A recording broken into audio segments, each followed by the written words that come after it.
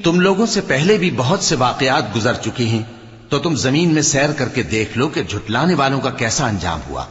یہ قرآن لوگوں کے لیے صاف پیغام اور اہل تقوی کے لیے ہدایت اور نصیحت ہے، اور بددل نہ ہونا اور نہ غم کرنا۔ اگر تم سچے مومن ہو تو تم ہی غالب رہو گے۔ اگر تمہیں زخم شکست لگا ہے تو ان لوگوں کو بھی ایسا زخم لگ چکا ہے، اور یہ ایام زمانہ ہے کہ ہم ان کو لوگوں میں بدلتے رہتے ہیں، اور اس سے یہ بھی مقصود تھا کہ اللہ ایمان والوں کو جدا کر دے اور تم میں سے بعض کو شہید بنائے، اور اللہ بے انصافوں کو پسند نہیں کرتا۔ اور یہ بھی مقصود تھا کہ اللہ ایمان والوں کو پاک صاف بنا دے اور کافروں کو نابود کر دے۔ کیا تم یہ سمجھتے ہو کہ بے آزمائش بہشت میں جا داخل ہوگے؟ حالانکہ ابھی اللہ نے تم میں سے جہاد کرنے والوں کو تو اچھی طرح معلوم کیا ہی نہیں، اور یہ بھی مقصود ہے کہ وہ ثابت قدم رہنے والوں کو معلوم